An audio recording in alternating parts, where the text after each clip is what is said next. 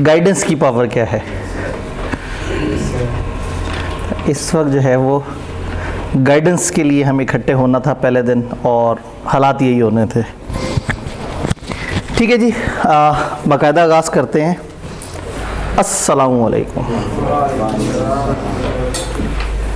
ये fast track अचानक से कैसे?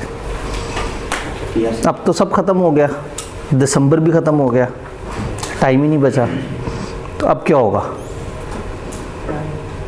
क्या सीलो फास्ट ट्रैक में किया जा सकता है? जो लोग नए हैं उनको बता दूं, इस वक्त दो तरह के लोग एक्सपेक्टेड हैं। एक तो ये कि हमारी अपनी pre result post result class के स्टूडेंट जो है, अगर उनमें से किसी का मूड हो गया अगर हमने तेज़ी से रिवीजन करनी है तो उनको भी वेलकम है इस क्लास में। और प्राइमरीली ये वाली क्लास डिज़ाइन होती है उन लोगों के लिए जो पीआरसी से फ्री हुए होते हैं और उसके बाद वो सोच रहे होते हैं कि अब हम जो है ना वो 1 2 या 2 3 पेपर्स देते हैं।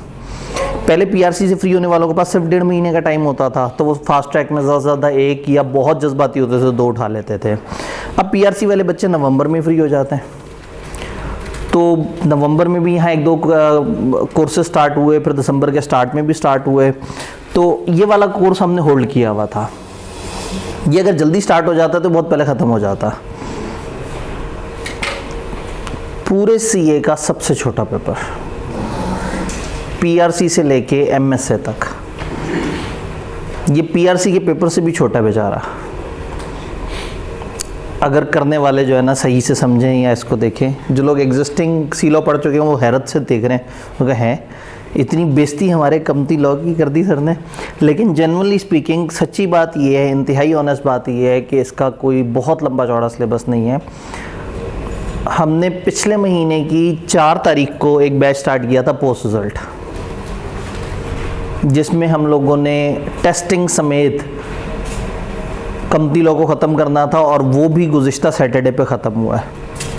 और ऐसा नहीं है कि किसी भी दिन बहुत ज़्यादा हमने जुल्म किया, और ज़्यादा से ज़्यादा एक सैटरडे ऐसा आया जिसमें हमने 2 घंटे की क्लास की, और वो भी जिन बच्चों के साथ 2 घंटे की क्लास करनी पड़ी वो बच्चे जो है वो बिरयानी खाई उन्होंने तो वो राज़ी हुए और फिर 2 घंटे की क्लास। अदरवाइज़ हम 1 घंटे 1.25 घंटे की क्लास जो है वो थ्रू आउट हमारे पैटर्न में थी, और हमने एक मुनासिब टाइम में तकरीबन 9 वीक्स में उसको ख़त्म कर लिया। तो अभी हमारे पास हैं तकरीबन 5 के करीब हफ्ते, 5 से 6 हफ्ते। तो 5 हफ्ते is sufficient for that mode जिसमें हम फास्ट ट्रैक के अंदर लॉ पढ़ रहे हैं। तो बेसिकली हम इसे कैफ 7 का पेपर कहते हैं, और जो पीआरसी से आए हुए लोग हैं, पुराने ज़माने में रिस्ट्रिक्शन होती थी कि आप आगे का पेपर नहीं उठा सकते, अब आप कैफ 7 का पेपर उठा सकते हैं। कैफ 7 का जिन्होंने पेपर उठाया हुआ है, अगर तो उन्होंने साथ में कैफ 4 यानी कि बीलो भी उठाया हुआ है, फिर तो बहुत ज़बरदस्त कम्बिनेशन बन जाएगा कि दोनों पेपर दिए, दोनों पास हुए, तो नई स्कीम में जब आप जाएंगे तो वहाँ का एक बड़ा भयानक वाला पेपर ख़त्म हो जाएगा। इस अटैम्प्ट को हम कहते हैं फेयरवेल अटैम्प्ट, स्प्रिंग 2025। चूँकि तकरीबन 95% चांसेस यही हैं कि इसके बाद जो है वो नई स्कीम इम्प्लीमेंट हो चुकी होगी और आप इससे अगली दफ़ा नई स्कीम के पेपर दे रहे होंगे। आपको पता है कि आईके वाले बड़े जज्बाती हुए हुए हैं। अभी 2-3 दिन बाद उन्होंने एक सेशन भी रखा है बच्चों के साथ, जिसमें उनको बताएंगे कि जी हम क्या सोच रहे हैं, किस तरह से हमारी जो भी मुलाकात हो रही है उनसे वो कह रहे हैं जी चीज़ें बड़ी क्लियर हैं। हाँ, लेकिन अगर गवर्नमेंट अचानक से बहुत ही वियर्ड तरीके से बिहेव करे, आपस में झगड़े शुरू हो जाएं, 100 तरह के मसले हों और कई महीने तक उन्हें ख्याल ही ना रहे कि आईकेप की तरफ से आया हुआ एक कानून भी हमने पास करना है, तो that is the only contingency जिसकी वजह से नई स्कीम थोड़ी सी डिले हो सकती है। बट इस वक्त हमने प्लानिंग यही सोच के करना है कि हम इस तरह से प्लान करें कि अगर नई स्कीम आ जाए तो हमें कम से कम तकलीफ़ हो। तो जो बिगनर स्टूडेंट्स हैं जो पीआरसी के बाद आए हैं, अगर तो वो 3 पेपर उठा रहे हो तो आइडियली टैक्स, बी लॉ और सी लॉ, ये 3 छोटे पेपर होते हैं। ये जो 8 पेपर्स हैं इनमें से 3 जिनके थोड़े से कम सिलेबस हैं वो बी लॉ है, सी लॉ है और टैक्स है। तो एक आइडियल कम्बिनेशन हम ये सजेस्ट कर रहे थे कि आप ये 3 पेपर फास्ट ट्रैक में उठाएं। इससे होगा ये कि जब नई स्कीम आएगी तो आपका नई स्कीम के ग्रुप ए का टैक्स भी पास हुआ होगा और उसका एक बड़ा पेपर जो बी लॉ और सी लॉ का कंबाइंड है वो भी पास हुआ होगा। इसका मतलब ये कि नई स्कीम में आपके 6 पेपर ओपन हो जाएंगे, फिर आप किसी भी कम्बिनेशन में वो पेपर्स दे सकेंगे। अच्छा, वो स्टूडेंट जिन्होंने कहा नहीं जी हमने तो अकाउंटिंग देना है, तो उनके लिए भी सजेस्टेड है कि वो अकाउंटिंग के साथ टैक्स दें, क्योंकि बी लॉ सी लॉ में से कोई अकेला भी उठाया तो दूसरा वाला काउंटर पार्ट नहीं उठाएंगे तो कोई बहुत एक्स्ट्रा फ़ायदा नहीं होगा, नंबर ऑफ़ पेपर्स फिर भी आपके बढ़े रहेंगे। तो इस वक्त मेरी अजम्पशन ये है कि आपने अपनी सारी कैलकुलेशंस कर ली हैं, सारे हिसाब किताब कर लिए हैं, क्योंकि हो सकता है पीआरसी से आने के बाद थोड़ी सी कन्फ्यूजन हो, फिर आपने कुछ सोचा हो, फिर थोड़ी सी कन्फ्यूजन हो। हमारी एनरोलमेंट भी बड़ी मज़े की चल रही थी, बच्चे एनरोल कराते थे फिर वापस हो जाते थे, फिर एनरोल कराते थे फिर रिवर्स करा देते थे, इसलिए कि वो क्लियर नहीं थे कि उन्होंने कंपनी लॉ का पेपर देना है या नहीं देना। बट आज की डेट में अब आगे बढ़ना है तो क्लैरिटी से बढ़ना है। अगर सी लॉ का पेपर देना है तो फिर इस क्लास में बैठना है, अदरवाइज़ टाइम बड़ा कीमती है। ये 1.25 महीना कुछ और तैयारी करके किसी और सब्जेक्ट को भी टाइम दिया जा सकता है। ये क्लास तो हम 1.25 महीने में इंशाल्लाह ख़त्म कर लेंगे, लेकिन ऐसा ना हो कि ये आपने सोचा हो कि अच्छा चलो बाकी नहीं हो रही, ये करके देखते हैं शायद ये हो जाए, पता लगे ये भी ना हो तो ये तो तजर्बों में ही टाइम गुजर जाएगा। तो अगर आपके बाकी सब्जेक्ट बहुत ज़्यादा अच्छे नहीं चल रहे, थोड़ी सी कमज़ोरी है उसमें, तो इस टाइम पे सी लॉ उठाने से आप अपनी मुश्किलों में इजाफा ही करेंगे। तो अगर एक दफ़ा सोचिएगा, अगर आपका ये फ़ैसला गलत है तो मेरे ख्याल में आप कॉलेज को कह सकते हैं जी मुझे गलती लगी थी, सर ने क्लास में बड़ा खौफनाक सी तकरीर की है, उसके बाद मुझे डर लग गया है तो मैं ये सब्जेक्ट रिवर्स करने लगा हूँ। तो वो कॉलेज वाले अच्छे लोग हैं, वो कहीं ना कहीं आपको इसमें एकोमोडेट कर देंगे इंशाल्लाह ताला। तो आगे बढ़ना है तो ये सोच के बढ़ना है कि यस मैंने अब ये वाला पेपर देना है, फॉर श्योर देना है। और जो एग्जिस्टिंग हज़रात मेरे सामने बैठे हुए उन्होंने अब सर पे कफन बांध लेना है, उन्हें पता है कि अब उन्होंने तो ये करना ही करना है, क्योंकि जो एग्जिस्टिंग लोग हैं वो कैफ 7 जिन पेपरों के साथ दे रहे हैं वो बड़े ख़तरनाक से पेपर्स हैं, बड़े भारी भारी से पेपर्स हैं। जो पीआरसी से आए हुए लोग हैं इस वक्त तो उन्होंने लाइट पेपर उठाए होंगे तो उनको सी लॉ इतना तंग नहीं करेगा, लेकिन जो ऑलरेडी इन कम्बिनेशन में फंसे हुए हैं उनको सी लॉ ज़ाहिर है तंग करेगा अगर वो आज शुरू करने लगे हैं। लेकिन अगर अभी तक सी लॉ नहीं पढ़ा तो भी कोई मसला नहीं है, still we have time to come back, हम वापस आके चीज़ों को कवर कर सकते हैं। तो थोड़ा सा जो हमारा टारगेट है, आज का टारगेट ये है कि हमने समझना है कि ये सब्जेक्ट है क्या, इसकी स्ट्रेटजीज़ क्या हैं, और फिर थोड़ा सा कंपनियों का इंट्रोडक्शन हमने देखना है कि कंपनियां क्या होती हैं, किस तरह से चलती हैं। आवाज़ पीछे तक क्लियर आ रही है? अदरवाइज़ आप आगे भी आ सकते हैं। एक मुनासिब स्ट्रेंथ की क्लास, फास्ट ट्रैक में ज़रा मुनासिब सी लोग होते हैं तो इधर आप थोड़ा आगे भी आ सकते हैं, तो फिर शायद बहुत ज़्यादा ज़ोर की आवाज़ की ज़रूरत नहीं पड़ेगी। मैंने दूसरा माइक इसलिए नहीं लगाया हुआ है, इस कमरे में दूसरा माइक चलता है, लेकिन इसलिए नहीं लगाया हुआ कि मेरे ख्याल में अगर आप आगे आ जाएंगे तो ज़रा मामला आपके लिए बिजी हो जाएगा। वो लोग जो बिल्कुल नए हैं, पहली दफ़ा सी लॉ पढ़ने लगे हैं, उनसे मेरा एक सवाल है कि क्या सुना है सी लॉ के बारे में? आप पहली दफ़ा पढ़ने लगे, क्या सुना है सी लॉ के बारे में? मीडियम सा पेपर है और आराम से हो जाता है? पढ़ना पड़ता है, मीडियम सा पेपर, ये सुना है जी। सी लॉ पहली दफ़ा आप पढ़ी हैं, क्या सुना है सी लॉ के बारे में? आसानी से पास हो जाता है, इतनी मेहनत नहीं करनी पड़ती। एग्जिस्टिंग बच्चों के चेहरों पे ना मुस्कुराहट है, जो पिछले 2-3 महीने से सब्जेक्ट के साथ लड़ रहे हैं, वो सोच रहे हैं कि हमारे साथ भी ऐसा हुआ था, हम भी जब आए थे ना तो हमें भी लोगों ने यही कहा था। तो ये बिल्कुल सही है, ये आसानी से पास हो जाता है उसके लिए जिसने इसे साथ साथ पढ़ा हो। एग्जिस्टिंग स्टूडेंट ने जब जहाँ डंडी मारी, जहाँ थोड़ा सा साइड पे हुए, इस सब्जेक्ट ने उन्हें बहुत ही साइड पे कर दिया। तो एक ये बात है कि कंसिस्टेंसी से अगर इसे पढ़ा जाए तो बिल्कुल जो कमेंट्स हैं वो ऐसे ही हैं, लेकिन अगर इसे कंसिस्टेंसी से नहीं पढ़ा जाए तो फिर ये परेशान करता है जी। और आप पहली दफ़ा सी लॉ पढ़ रहे हैं? नहीं, आप सी लॉ पहली दफ़ा पढ़ रही हैं, ठीक है। कोई ऐसा और बंदा जो सी लॉ पहली दफ़ा पढ़ रहा हो? हाँ जी, आपने क्या सुना है? कुछ भी नहीं सुना? ऐसा कैसे हो सकता है? आप कैफ के अंदर मौजूद हैं, आप उसके मुख्तलिफ पेपरों से टकरें खा रहे हैं। बीला की निस्बत थोड़ा सा मतलब कैसे कहते हैं वो थोड़ा सा रट्टे वाला कहते हैं। ठीक है, मेरे ख्याल में शायद किसी ने उलट बोल दिया। क्लास में बैठे हुए बच्चे जो है ना सहमत नहीं है आपसे, वो कह रहे हैं कि ये उलट हो गया, ये रट्टे वाला पेपर है। बी लॉ में फिर भी थोड़ा सा जो है ना वो लॉजिक और आपको इंग्लिश का सहारा लेना पड़ता है। सी लॉ के अंदर क्रैमिंग का एलिमेंट काफ़ी ज़्यादा है बी लॉ की निस्बत, तो ये लॉजिकली बी लॉ से थोड़ा सा लाइट है। लिखने के लिए उतनी पावर नहीं चाहिए जितना बी लॉ के अंदर आपको ड्राफ्टिंग अच्छी चाहिए होती है, लेकिन यहाँ पे जो चीज़ चाहिए वो भूल चुके हैं आप लोग एफएससी के बाद, रटा, रिटेंशन, क्रैमिंग। ले जी, मिस्टर कंप्यूटर से पूछते हैं कि क्या है जी सी लॉ के अंदर इनके पास। हमारी इस वक्त ओरिएंटेशन में हम इश्यूज़ पे बात करेंगे, सिलेबस आउटलाइन पे बात करेंगे, पास पेपर का हल्का सा एनालिसिस करेंगे, पेपर पैटर्न समझने की कोशिश करेंगे, आईकेप के सवाल कैसे अटेम्प्ट करने हैं, डिफरेंट टिप्स एंड टेक्निक्स, इसके ऊपर हम बात करने की कोशिश करेंगे। तो सबसे पहले जो पॉइंट आता है that is main issues with sea law. Sea law के साथ मसले क्या हैं? सबसे पहला सी लॉ का सबसे बड़ा और बुनियादी मसला जो क्लास में मौजूद तमाम लोगों को शुरू में सेशन के पता था और जो लोग नए आए हैं उनको अभी किसी ने बता दिया है, considering in it easy game. ये आसान है। और ये कितना आसान है? मशहूर मारूफ जुमला क्या है? इतना आसान है कि फेल हो जाता है। अगर ये आसान पेपर है तो ऐसा नहीं है कि 70-80% लोग इसमें पास हो रहे हो। हाँ, इसमें 43% भी बड़ा, मतलब 43% भी रिजल्ट आया हुआ है इसमें, और मेरे नज़दीक 43% बहुत बड़ा रिजल्ट है, लेकिन स्टिल इसका मतलब है कि 60% के करीब लोग फेल भी हुए थे उसमें।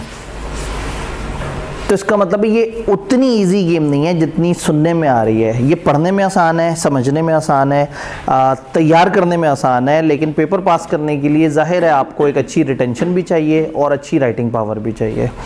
तो सबसे पहला सी लॉ का मसला ये है कि लोग इसे आसान समझते हैं, और जब आसान समझते हैं तो ये फेल हो जाता है।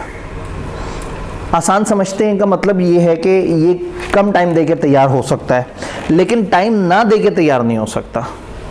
आसान का मतलब है कि इसका सिलेबस कम है, लेकिन इतना कम नहीं है कि आप सोचेंगे पेपर से 3 दिन पहले पढ़ना शुरू करूँगा। तो सिलेबस कम है, लेकिन करेंगे तो कम होगा। तैयार आराम से हो जाता है, लेकिन तैयार करेंगे तो होगा।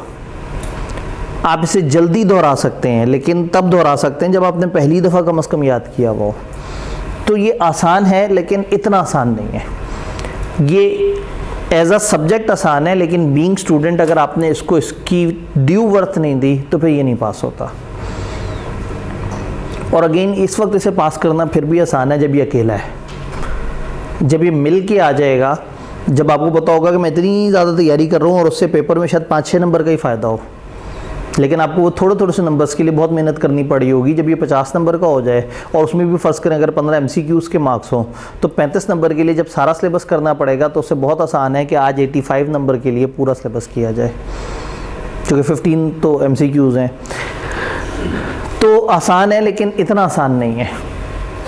ये बहरहाल जो इसको आसान मानता है और उस वजह से इसे टाइम नहीं देता, उसके लिए जुमला है कि ये इतना आसान है कि फ़ेल हो जाता है। हाँ, जो इसे टाइम दे, प्रॉपर साथ साथ लेके चले, दोहराए, इसके टेस्ट दे, राइटिंग की प्रैक्टिस करे, उसके लिए ओके है, बहुत सुपर मुश्किल नहीं है। रिटेंशन एंड क्रैमिंग, इस पेपर का दूसरा बड़ा मसला। याद नहीं होता, और याद हो तो भूल जाता है।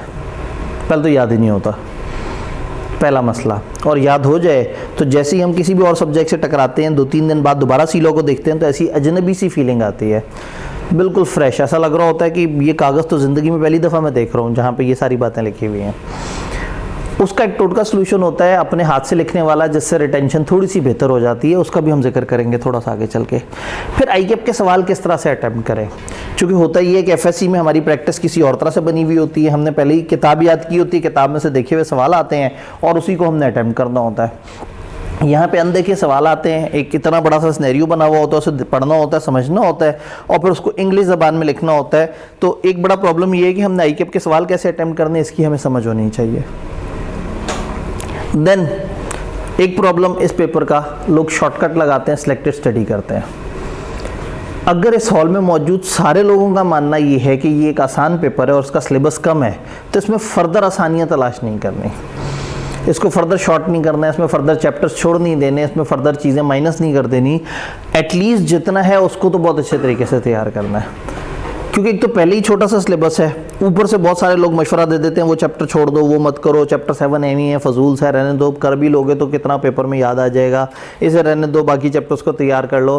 तो होता ये है कि लोग अल्टीमेटली इन 12 चैप्टर्स जो कि सी लॉ के हैं उसमें से 6-7 को बहुत अच्छा तैयार करते हैं और बाकियों में गुजारा मुजारा कर रहे होते हैं।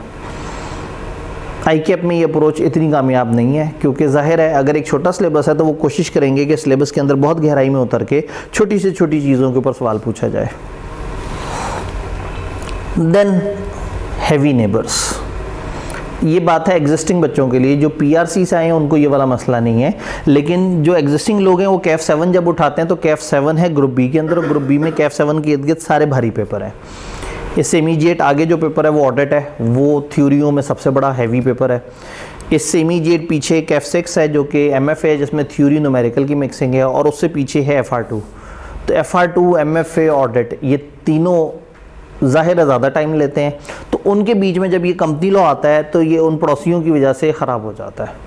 ये मसला एग्जिस्टिंग स्टूडेंट्स का है, नए स्टूडेंट्स का नहीं है। चूँकि नए स्टूडेंट्स तो पहली दफ़ा ये पेपर उठा रहे हैं, तो इस वक्त वो इसके साथ एफआर2 नहीं उठा रहे, ऑडिट नहीं उठा रहे, वो इसके साथ ज़्यादा से ज़्यादा उठा रहे हैं टैक्स या बी लॉ। और उन 3 पेपरों में ये एक अच्छी तैयारी की होप देता है। दूसरा, जो जिन्होंने नवंबर में पीआरसी कर लिया उन्होंने क्या किया होगा, नवंबर के 3rd-4th वीक में, एंड ऑफ नवंबर में कोई फास्ट ट्रैक उठा लिया होगा या अर्ली दिसंबर में फास्ट ट्रैक उठा लिया होगा। तो इस वक्त तक आप लोगों को कोई और सब्जेक्ट पढ़ते हुए महीना हो चुका होगा। तो इसका मतलब है कि महीने तक आपने टाइम कम सब्जेक्ट को दिया है, और अब जब ये वाला सब्जेक्ट ऐड होगा तो अब इतनी परेशानी नहीं होगी आपको उन नेबर्स की। तो जो नए लोग हैं जो पहली दफ़ा पढ़ने लगे हैं और वो पीआरसी के बाद शुरू के आसान पेपर उठा रहे हैं, उनके लिए ये मसला नहीं है। लेकिन एग्जिस्टिंग स्टूडेंट्स जो रिवीजन करना चाह रहे हैं फास्ट ट्रैक के बैच में, उनके लिए ये मसला है कि वो सब्जेक्ट्स टाइम लेते हैं। अच्छा, जो एग्जिस्टिंग लोग हैं अब तक उन्हें पढ़ते हुए 3 महीने तो हो गए, अक्टूबर पूरा पढ़ा, नवंबर पूरा पढ़ा, दिसंबर पूरा पढ़ा। वो जो बाकी सब्जेक्ट्स हैं उनको जो इतना ज़्यादा टाइम दिया, तो वो कितने को वफादार निकले वो सब्जेक्ट्स। तो जिनको आपने बहुत ज़बरदस्त टाइम दिया होगा तो इस वक्त तो वो तूफ़ानी तैयार हुए होंगे, वो तो टिप्स पे होंगे, जैसे ही कोई सवाल उठाते होंगे वो फुर करके सॉल्व हो जाता होगा। पता है एक असूल होता है, ये जो इश्क व माशकी वाली जो दुनिया ना, इसका एक असूल होता है कि उससे मोहब्बत मत करें जिससे आप मोहब्बत करते हैं, उससे मोहब्बत करें जो आपसे मोहब्बत करता है। अगर आप उससे मोहब्बत करेंगे जिसको आपकी परवाह ही नहीं है, तो आपने पागल हो जाना है, उसके पीछे दीवाना हो जाना है, आपने रुल जाना है, मर जाना है, बनना कुछ नहीं। और अगर उससे मोहब्बत करें जो आपसे मोहब्बत करता है, तो ज़िंदगी ऐसी ज़बरदस्त गुजर जानी है। ये आपसे मोहब्बत करता है। इस सब्जेक्ट, मैं उसका जिक्र नहीं करा, मैं इस सब्जेक्ट का जिक्र है। ये सब्जेक्ट आप इसके करीब जाएं, ये आपको गले लगा लेता है। आप इसे हाथ मिलाएं, ये फ़ौरन से आपको सलूट मार के कहते हैं जी बताएं मसला क्या है, टेंशन ही नहीं है। जितनी मेहनत एफआर2 के फाइनल अकाउंट्स के एक टॉपिक पे होती है, उतने में ये आधा तैयार हो जाता है। जितना परेशानी डेफर्ड टैक्स के एक टॉपिक में है, उतना पूरे कंपनी लॉ की मिला के डिफ़िकल्टी है। तो प्रॉब्लम ये है कि आप गलत महबूब के पीछे भाग रहे हैं। एफआर2, एमएफए, ऑडिट, उनको जितना मर्जी टाइम दे दें वो फिर बेवफा है। तो सीलो की अच्छी बात ये है कि आप इसकी तरफ आएँ, ये फ़ौरन से आपको वेलकम करता है और आपको कंफर्टेबल फील देता है। तो वो सब्जेक्ट जिसको थोड़ी सी भी मेहनत की जाए पास हो जाए, आप उसे छोड़ के उनके पीछे पड़े हुए हैं जिनको ज़्यादा मेहनत, वो ज़्यादा मेहनत के बाद भी अनसर्टन है, और ये थोड़ी सी तैयारी के बाद भी हौसला दे देता है। अच्छा, मज़े की बात है, इसको पास करने की भी एक पेपर पास होता है और उनको पास करके भी एक पेपर पास होता है, तो नंबर गेम भी बेहतर हो जाती है, हौसला भी आ जाता है। तो इसलिए एक चीज़ जो एग्जिस्टिंग स्टूडेंट्स हैं उन्होंने आज से सब्जेक्ट की इज़्ज़त करनी शुरू कर देनी है। ये 1.25 महीने में भी हो जाएगा, यकीन करें हो जाएगा।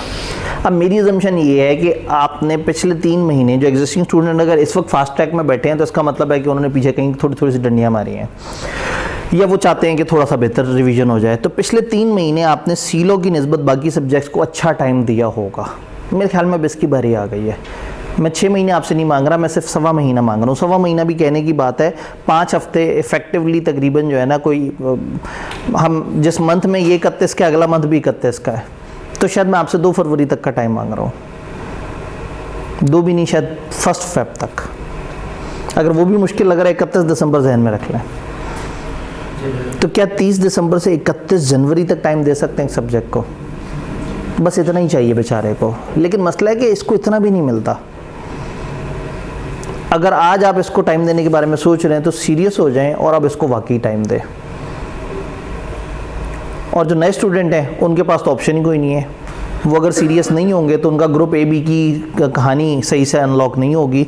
तो जो नए स्टूडेंट्स हैं उनके लिए तो ये इस वक्त तकरीबन वाजिब हुआ हुआ है। पुराने लोग तो खेलते रहते हैं पेपर्स के साथ, ठीक है, आपने इन लोगों को देख के नहीं वो होना। ये हट्टे कट्टे लोग हैं, ये मुश्किलों के आदी हैं, ये टकरा टकरा के जो है ना ये आदी हो चुके हुए हैं। आप लोगों के लिए भी दुनिया स्टार्ट हुई है, तो आप लोगों ने जो है ना वो इस टाइम पे ये नहीं सोचना कि अगर कोई सीनियर के हाँ ठीक है 2-3 पेपर पढ़ लो, 1-2 पास हो जाते हैं, 1-2 रह जाते हैं, कोई बाती बंदा अगली बार दे देता है। ये कैजुअल एटीट्यूड उनका बन गया होता है, चूँकि वो तकरीबन 3-4 महीने नहीं पढ़ रहे होते और जब आखिरी 2 महीने आते हैं तो वो कहते हैं कि पढ़ाई शुरू करते हैं। जो लोग 1.25 महीने पढ़ रहे हैं उनके पास होने की प्रोबेबिलिटी तो बहुत कम होगी ना उन लोगों की निस्बत जो 5 महीने पढ़ रहे हैं। इंटरेस्टिंगली ऑपोजिट है।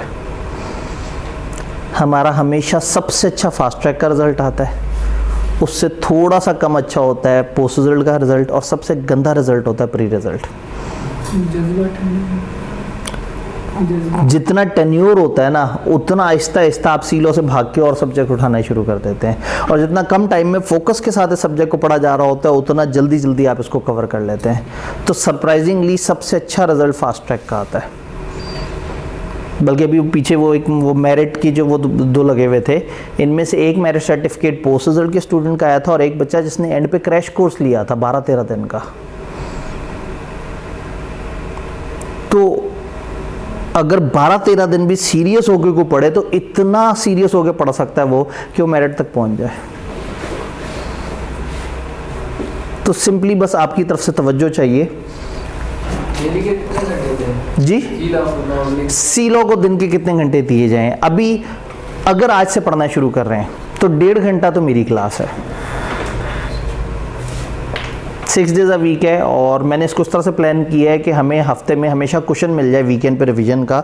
तो ये 6 days a week inclusive of test है। तो अगर मैं 5 दिन आपसे 1.5 घंटा इन क्लास मांग रहा हूँ तो मैं अदर देन क्लास एक्सपेक्ट करूँगा कि आप घर में 1.5 घंटा इसको दें। ये उन लोगों के लिए जिन्होंने आज पहले दिन पहली दफ़ा पढ़ना स्टार्ट करना है। तो मैं पूरे दिन के सिर्फ 3 घंटे क्यूमुलेटिवली मांग रहा हूँ सिर्फ 1 महीने के लिए, या ज़्यादा रिफाइन करके बोलूँ तो सिर्फ 5 हफ्ते के लिए। इतना टाइम भी इसके लिए काफ़ी है, लेकिन प्रॉब्लम है कि लोग इतना टाइम भी नहीं देते। फिर इतने टाइम का मतलब है इतना टाइम मोबाइल साइड पर रख के, इतना टाइम मोबाइल साइड पे रख दें तो 1.5 घंटा 5 घंटे के बराबर होता है, क्योंकि मोबाइल समेत पढ़ाई 5 घंटे में उतनी होती है जितनी बगैर मोबाइल के 1.5 घंटे में होती है। तो अब वक्त आ गया, अब आप फास्ट ट्रैक में है, आखिरी 2 महीने हैं, तो इस वक्त तो हम सीरियस होकर पढ़ाई शुरू कर सकते हैं। अभी थोड़ा सा आगे चलते हैं, मज़ीद इसमें जो स्ट्रेटजीज़ हैं उसमें देखते हैं कि हमें कितना टाइम देना चाहिए। सिलेबस को थोड़ा सा समझने की कोशिश करते हैं। नए लोगों के लिए भी अहम है और पुरानों के लिए भी अहम है। नयों के लिए इसलिए अहम है कि उन्हें समझ आ जाए कि सिलेबस क्या है, और पुरानों के लिए इसलिए अहम है कि उन्हें अंदाज़ा हो जाए कि हाँ भी कौन कौन सी एरिया पर मुझे कितनी तवज्जो देनी है। 5 पोर्शन में किताब ने सिलेबस को डिवाइड किया हुआ है।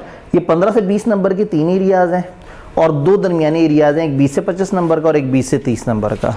अगर मैं इसको थोड़ा सा डिफरेंट तरीके से प्रेजेंट करूं तो ये ग्रेड ए, ग्रेड डी और ग्रेड ई, ये 3 वो ग्रेड्स हैं जो 15 से 20 नंबर की हैं। यानी आईकेएप कहता है कि इस पोर्शन से जो सवाल पूछेंगे वो 15 से 20 नंबर की रेंज के दरमियान होंगे। इसमें 4 चैप्टर्स हैं। किताब में 3 लेंथी चैप्टर्स हैं, जिनमें से पहले 2 और फिर चैप्टर नंबर 3 उस ग्रेड में आता है। ये 3 बड़े चैप्टर्स हैं। बाकी चैप्टर्स अक्सर 4 सफ़े 5 सफ़े ऑन एवरेज ये रेंज है ज़्यादातर चैप्टर्स की। लेकिन जो बड़े चैप्टर्स हैं वो यही है 1, 2 और 3, मतलब तकरीबन 10-10 सफ़े के आसपास के। तो 1, 2 और एक बहुत ही छोटा सा चैप्टर और एक दरमियाना चैप्टर, ये 4 चैप्टर मिला के 15 से 20 नंबर की वेटेज है। फिर अगर हम ये 2 चैप्टर्स की बात करें तो चैप्टर 9 और चैप्टर 11, जिसमें से चैप्टर 9 2 सफ़े का है और चैप्टर 11 5 सफ़े के आसपास का है। इन दोनों की मिला के भी 15 से 20 नंबर की वेटेज है। और फिर इस चैप्टर की तरफ आए, इंट्रोडक्शन टू वाइंडिंग अप, तकरीबन 6 सफ़े का चैप्टर, इस अकेले चैप्टर की वेटेज भी 15 से 20 नंबर की है। तो यहाँ 4 चैप्टर करने तैयार 15 से 20 नंबर के लिए, यहाँ 2 तैयार करने, और यहाँ तो अब जो सियाना है वो आपको क्या कहेगा, यार ये 4 तो साइड पे कर दो, ज़्यादा से ज़्यादा 15-20 नंबर का नुकसान होगा। पेपर में वैसे भी 15-20-30 नंबर का तो आता ही नहीं है पेपर हमें, तो उसे छोड़ देना, 8 चैप्टर तैयार कर लेना। अच्छा, फिर इधर जाके भी कुछ वो पिक एंड चूज कहता है, वो कहता है इधर से ज़्यादा चैप्टर 10 से सवाल आते हैं, अब 7 को छोड़ देना, इधर से बस वो 4 छोटा सा है, गुजारा मुजारा ऐसे भी रहने देना, और 3 भी लंबा चौड़ा सा है, थोड़ा थोड़ा सा बीच में से तैयार कर लेना काफ़ी है। तो जब इतनी शॉर्टकट स्टडी के साथ चलते हैं तो फिर ये पेपर पास नहीं होता। पेपर ऑलरेडी आसान है, इसको मज़ीद आसान बनाने की हमने कोशिश नहीं करनी है, कि अपने ऑलरेडी काफ़ी आसान बना दिया है। इधर 3 चैप्टर्स की वेटेज 20 से 30 नंबर की है, और यहाँ पे एक बड़ा चैप्टर भी है और एक बड़ा लॉजिकल चैप्टर भी है, और उसके अलावा ये एक एरिया है जिसमें 4-5 सफ़े के 2 चैप्टर्स हैं, और ये मिला के इसकी वेटेज 20 से 25 नंबर की है। तो सिलेबस इस तरह से स्प्रेड हुआ हुआ है कि आईकेएप की ख्वाहिश है कि वो तकरीबन ज़्यादातर चैप्टर्स को टच करे पेपर बनाते वक्त। तो इसमें कोई पिक एंड चूज़ नहीं है, आईकेएप कभी भी किसी भी थोड़े से कम ज़रूरी चैप्टर में से 15 नंबर का सवाल भी दे सकता है। हो सकता है किसी अटेम्प्ट में एक बहुत सुपर इंपॉर्टेंट चैप्टर बिल्कुल ही छोड़ दियो। ये ग्रेड थोड़ी सी ज़्यादा बेहतर समझ आती है जब हम इसको पास पेपर एनालिसिस के ऊपर प्लेस करते हैं। हमने कहा ये 5 ग्रेड्स हैं, grade A, B, C, D और ई। वेटेज इसकी साथ साथ लिखी हुई है, इतने परसेंट से इतने परसेंट। जब से ये पेपर अलग हुआ है, इससे पहले ये इकट्ठा होता था जिस तरह से अब नई स्कीम में प्लान्ड है, तो उस वक्त सब तक 6 अटैम्प्टें हुई हैं। ये 6 अटैम्प्ट्स का टोटल पास पेपर एनालिसिस है। फॉर एग्जांपल स्प्रिंग 2022 में 18 नंबर के सवाल आए थे इन 4 चैप्टर्स में से, जिसमें इस चैप्टर में से सवाल नहीं पूछा था। इधर 10 नंबर के आए थे, इस चैप्टर से सवाल नहीं पूछा था। तो फिर लोगों ने क्या किया होगा, लोगों ने कहा होगा इस चैप्टर से सवाल आता नहीं, हम ऊपर वाले तैयार कर लेते हैं। तो उन्होंने ऊपर वाले 3 तैयार किए होंगे, तो इस दफ़ा यहाँ से 6.5 नंबर का सवाल आ गया, इन 2 से सवाल नहीं आए। तो कभी यहाँ से सवाल नहीं आया, तो कभी यहाँ से नहीं आया, और उस एक का मतलब है यहाँ से MCQ आया होगा, बाकी सवाल नहीं आया होगा। तो वो खेलते रहते हैं, कोई इसमें फिक्स पैटर्न नहीं है कि आप बैठ के एक कम्बिनेशन निकालें कि ये और आप एक्सपेक्ट करें कि अच्छा 4 2 6 1, अब इसके आगे कौन से चैप्टर से कितना आना है कोई पता नहीं। अजीब सी ट्रेंड है उनके, 0 पूछा तो अगले टाइम में 9 पूछ लिया। अगर आप इधर देखें तो 10 1 0 6 0 6, अब पता नहीं यहाँ 0 आना है, 1 आना है, या शायद 11 आ जाए।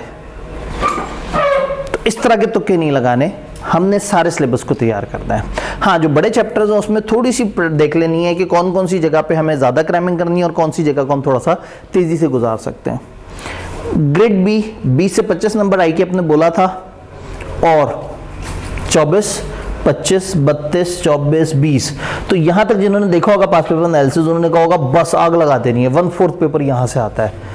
आग लगा दी, उस दफ़ा 14 नंबर का पेपर पूछ लिया। तो मर्जी है, कभी 32 नंबर, तो वेरिएशन रहती है। लेकिन अगर मैं वेटेड एवरेज निकालूं तो तकरीबन 23% ऑफ द पेपर तकरीबन औसतन यहाँ से आ रहा है। तो हो सकता है कुछ सन्यासी बाबे कहेंगे अच्छा 24 25 ये बड़ा था, फिर बहुत ऊपर गया था, फिर नीचे आया, फिर नीचे आया, फिर नीचे गया, अब अचानक से फिर से बढ़ेगा, या अब शायद अचानक से 30 नंबर का पेपर यहाँ से आ जाए। तो हो सकता है अगली दफ़ा 1 नंबर का सवाल भी यहाँ से, मतलब 1 नंबर 0 तो नहीं कर सकते, तो हो सकता है एक चैप्टर में से बिल्कुल कुछ ना पूछें और एक चैप्टर में से 12 नंबर का सवाल पूछ लें, और कोई पता नहीं इन दोनों से मिला के 30 नंबर के सवाल पूछ लें। तो हमने इस एनालिसिस की बेस पे अंदाज़ा नहीं लगाना कि देखिए ना, कभी अगर 1 होता है तो कभी 10 भी हो जाता है, तो फिर इधर 1 है तो इधर 9 भी और इधर 12 भी है, तो कभी ज़्यादा कभी कम, उनकी अपनी मर्जी है। लेकिन कुछ ऐसे पागल चैप्टर हैं जो हर दफ़ा बहुत ज़्यादा पसंद है उन्हें, तो ये तो समझ ज़रूर आ जाएगा कि कौन से चैप्टर्स को तो बहुत ज़्यादा हमें अच्छी तवज्जो देने की ज़रूरत है। ये वाली ग्रेड 20 से 30 नंबर कहा था उन्होंने, इस दफ़ा यहाँ से नंबर छीन के यहाँ से पूछ लिया, और ये तकरीबन 20 से 30 के बीच में है। ऑन एवरेज यहाँ से तकरीबन 27% बना। फिर जब 15 से 20% बोला था ये एरिया में, तो 22 20 12 16 28 16 अपनी मर्जी है, एवरेज 19% की है। और ये एक अकेला चैप्टर, सबसे महान चैप्टर, 17 18 15 15.5 20 18, इसकी एवरेज भी 17 है। पेपर पास करने के लिए जितने नंबर चाहिए होते हैं उसके 1/3 इस अकेले चैप्टर में कहते हैं, और ये 6 सफ़े का चैप्टर है। टू बी वेरी प्रिसाइज ये 5.5 सफ़े का चैप्टर है। ये कहने को 6 साढ़े 6 सफ़े का है, लेकिन उसके अंदर बीच बीच में मैंने ऐसे बॉक्सेस डाले हुए हैं जो सिलेबस कैसा नहीं है समझाने के लिए। तो इफेक्टिवली 5.5 सफ़े के अंदर 1/3 ऑफ उतने नंबर कह दें जितने पास होने के लिए चाहिए। तो इसके 6 सफ़ों को तो घोल के पी जाना चाहिए, आग लगा देनी चाहिए। तो एग्जिस्टिंग स्टूडेंट्स ने तो ये चैप्टर बहुत अच्छी तरह से तैयार किया हुआ होगा। कुछ ना कुछ उन्हें इस चैप्टर के बारे में गेम समझ आती है कि इन सारे चैप्टर्स में से अगर आप मुझे कहें सर कोई एक ऐसा चैप्टर जिसमें आप कहें कि कंफर्म सवाल आएगा, मैं कहूँगा ये ग्रेड ही एक है ना, चैप्टर ही एक है, और ग्रेड को उन्होंने कुछ ना कुछ तो पूरा करना है, चाहे कम कर लें, 7-8 नंबर के लिए पूछ लें, पूछेंगे तो सही। यहाँ इन 4 में से कभी भी कोई चैप्टर छोड़ दें उनको मना नहीं है, इन 2 में से कोई छोड़ दे उन्हें मना नहीं है। लेकिन जो चैप्टर जहाँ हमें नज़र आ रहा है कि जो अलग से सिलेबस ग्रेड है वहाँ से तो सवाल आना ही आना है। तो होता ये है कि फिर हमने ये नहीं करना होता कि हम सिलेक्टिव स्टडी करें कि ये चैप्टर्स करने और ये चैप्टर्स नहीं करने। हाँ, हम ये कर लेते हैं कि ये चैप्टर्स बहुत अच्छे करने हैं और ये चैप्टर दरमियाने अच्छे करने हैं। अगर इसको थोड़ा सा हम एनालिसिस को रिवाइज करें, शॉर्ट कर लें थोड़े से मार्क्स के हिसाब से, तो ये वो 4 चैप्टर्स हैं जिनमें से सबसे ज़्यादा सवाल आ रहे हैं, 12, 10, 11 और 8। यानी 8 से लेके 12 तक से बीच में 9 मिसेंगे, और अगर आप 9 भी ऐड कर दें तो 9 भी हल्का नहीं है, वो भी 5% है। 61% of the paper on average 4 chapters में से आ रहा है। 61 यहाँ है, यहाँ ज़रा टोटल करने की कोशिश करते हैं, 17 और 13, 30, 30 और 20, 50, 50 और 18, 68। इंतहाई रिसेंट पेपर में 68 नंबर का paper, 2/3 of the paper 4 chapters में से आया है। तो इन 4 चैप्टर्स को तो घोल के पी लेना चाहिए। तो ये 4 ऐसे हैं। अच्छा, इन 4 में इफेक्टिवली ये थोड़ा सा बड़ा चैप्टर है बस, बाकी ये भी 5.5 सफ़े का है, ये 4 सफ़े का चैप्टर है, ये तकरीबन 5-5.5 सफ़े का है, और ये थोड़ा सा बड़ा चैप्टर है। लेकिन इन 4 की क्यूमुलेटिव एवरेज कितनी आ रही है? 61%। तो एग्जिस्टिंग स्टूडेंट्स सिलेबस करते तो जा रहे थे, लेकिन कभी पलट के दोबारा नहीं देखा कि पास पेपर एनालिसिस को देखें कि वहाँ क्या गेम है। अब आपको चैप्टर समझ भी आते हैं जिन्होंने पहले पढ़ा हुआ है, अंदाज़ा भी है कि इनमें से कौन सा चैप्टर कितना टाइम लेता है। तो अब आपको सबसे पहली प्रेफरेंस तो इन 4 चैप्टर्स को दे देनी चाहिए। बहुत तूफानी तैयार करने के बाद आप फिर सर उठा के कहेंगे सर अब बताएं मज़ीद और किस पे जान मारनी है, तो मैं कहूँगा ये 3 चैप्टर्स मॉडरेटली इंपॉर्टेंट पेपर का 21% तकरीबन इन 3 चैप्टर्स में से आ रहा है, यानी ये उससे आगे की प्रेफरेंस है। और देन फिर हमारे पास ये 5 चैप्टर्स बच जाते हैं जिनमें से तकरीबन 18% ऑफ द पेपर आ रहा है। हर जगह से रहा है, कम से कम भी किसी जगह से अगर आया है तो ये देखिए ना, इधर से बड़े कम सवाल आए हैं। चैप्टर नंबर 2 2 नंबर, 1 नंबर, 0, तो यहाँ तक ना बच्चों ने फैसला कर लिया होगा कि यहाँ से सवाल नहीं आता, इसे छोड़ देते हैं। तो फिर क्या हुआ होगा अगले अटेम्प्ट में? तो इसलिए ना ये काम तो नहीं कर सकते। हाँ, ये ज़रूर कर सकते हैं कि चैप्टर 2 को तेज़ी से पढ़ लें और कुछ सिलेक्टेड टॉपिक बहुत अच्छे तैयार कर लें, और अंडरस्टैंडिंग इस लेवल की कि पेपर में आए तो हम 0 पे ना खड़े हुए, हम 2-3 नंबर ले ही लें। तो एब्सोल्युटली किसी चैप्टर को छोड़ना नहीं है। हाँ, किसी चैप्टर को बहुत अच्छा और किसी को दरमियाना अच्छा तैयार करना है। क्या यहाँ तक कहानी समझ आ रही है? अगर इस पेपर के पैटर्न की बात करें तो इसमें 15% MCQs हैं और 85% सब्जेक्टिव है। सब्जेक्टिव का मतलब है कि जहाँ पे लिखे लिखाए सवाल आएंगे और आपने उसको राइटिंग में जवाब देना है। MCQ का मतलब है कि आपने यस या नो, आर पार 4 ऑप्शंस में से किसी एक को चूज़ करके जवाब देना है। तो वही MCQs जो कि PRC में जिसके आप यूज टू होते हैं, लेकिन वहाँ कंप्यूटर पे करने होते हैं, यहाँ कागज़ के ऊपर आपने वो ऑप्शन लिखनी होगी। तो 15 नंबर MCQs के और 85%। अब ये वो वाले MCQs नहीं है जिस तरह से PRC में होते थे। PRC में आते ही MCQs थे, तो बच्चे क्या करते हैं, बड़ी अच्छी तैयारी करके गए होते हैं MCQs की, फिर कुछ टीचर्स की असाइनमेंट्स होती हैं। उन्होंने क्या किया होता है, बच्चे जब ICAP में गए होते हैं तो ICAP के पास सॉफ्टवेयर है, सॉफ्टवेयर में उन्होंने कुछ 1000 सवाल डाले हुए हैं। वो सॉफ्टवेयर गोल गोल घूम के रैंडमली बच्चों को सवाल देता है। तो तकरीबन कोई 50-60% ऐसे सवाल होते हैं जो ज़्यादातर बच्चों को उस तरह के सवाल आ रहे होते हैं। ये बच्चे जब पेपर दे के वापस पहुंचते हैं तो ये अपने टीचर को बताते हैं कि सर ये सवाल आया था, ये सवाल आया था, ये सवाल आया था। टीचर्स उसको कंपाइल कर लेते हैं और अगली दफ़ा आने वाले बच्चों को एक सेट ऑफ क्वेश्चंस दे देते हैं। उसमें फ़र्ज़ करें 200 सवाल हैं, तो उन 200 सवालों में से पेपर में शायद 70% उस तरह के सवाल आ जाए। तो PRC में MCQs को तैयार करना was a very good value, चूँकि वहाँ गेम ही यही थी कि पेपर आना ही MCQs है और तकरीबन एक ही डाटा बैंक है जो उनके पास है, बस रैंडमाइज वे में अलग अलग बच्चों को सवाल उसमें से जनरेट होने हैं। तो वहाँ MCQs को के एक बैंक को तैयार कर लेते थे। यहाँ वो वाला मजाक नहीं है। यहाँ हर दफ़ा वो नए सिरे से बैठते हैं और वो तकलीफ़ देने की कोशिश करते हैं। उन्हें पता है कि MCQs का मतलब है बच्चे आसानी से पास हो जाएंगे, और कैफ में आसानी से पास करना उन्हें कभी भी बहुत अच्छा नहीं लगता। PRC में तो सॉफ्टवेयर ने पास करना है तो ज़िंदगी आसान हो जाती है। तो यहाँ पे वो क्या करते हैं, पेपर में तकरीबन 7-8 नंबर के सीधे MCQs बनाते हैं और 7-8 नंबर के ही टेढ़े MCQs बनाते हैं। हर दफ़ा नए सिरे से बनाते हैं, हमें MCQs में रेपिटेशन नज़र नहीं आती। तो यहाँ MCQs दैट एरिया जिसको हम अलग से तैयार नहीं करेंगे। हम क्या करेंगे, हम अपने कंटेंट्स पे अच्छी ग्रिप करेंगे, अपने सिलेबस को इतने अच्छे तरीके से देख लेंगे कि पेपर में अगर रट्टे वाला MCQ आए तो हम फ़ौरन से आंसर कर दें, और लॉजिकल आए तो हमारे पास अगर टाइम हो तो हम उसको देख के अच्छे तरीके से समझ के आंसर करें। तो यहाँ MCQ पे उतनी एनर्जी नहीं लगानी जितनी एनर्जी PRC में लगाई जाती है, क्योंकि वहाँ पूरा पेपर ही MCQs आता है और यहाँ पेपर का 85% थ्योरेटिकल है। MCQ हम हर टेस्ट में ज़रूर प्रैक्टिस कर लेंगे, उसके अलावा ICAP के कुछ मिनिमम MCQs हैं वो भी आपके साथ शेयर्ड हैं। लेकिन मैंने ये देखा है ओवर द ईयर्स के इस पेपर में MCQs को अलग से तैयार करने वाला पेपर मायूस होता है। इस किताब के पिछले वर्जन में हमारे कुछ 850 MCQs होते थे किताब में प्रैक्टिस के लिए, और वो फिर माइनस कर दिए, जो कि बच्चे इतनी मेहनत करके उनको तैयार करते थे और पेपर में फिर नई वैरायटियां सामने आती थी और बच्चों की बहुत एनर्जी उस MCQs को प्रिपेयर करने में लग जाती थी, जो पेपर में जाके तकरीबन बेकार हैं, क्योंकि पेपर में हर दफ़ा नए तरीके से उन्होंने सोचना है। तो MCQs को हम अलग से नहीं करेंगे, MCQs की हमारी टेस्टिंग में प्रैक्टिस हो रही होगी, और दूसरा जो आप थ्योरेटिकल पोर्शन तैयार कर रहे होंगे वो ऑटोमेटिकली आपको MCQs में काफ़ी हेल्प कर रहा होगा। जी सर, जैसे MCQs आते हैं कि आपने सबसे बेस्ट वाला ऑप्शन सिलेक्ट करना है, ठीक है। 2-3 MCQs, 2 कम से कम ऐसे होते हैं जो हमें लगता है कि यही दोनों में से एक है, तो हम ठीक है आगे MCQs को लगा के ये लिख सकते हैं कि मैंने इस बेसिस पे इसको सिलेक्ट किया। जी बिल्कुल। अब इन्होंने कहा MCQs का असल में आज का वो टारगेट बाय डिफ़ॉल्ट नहीं है।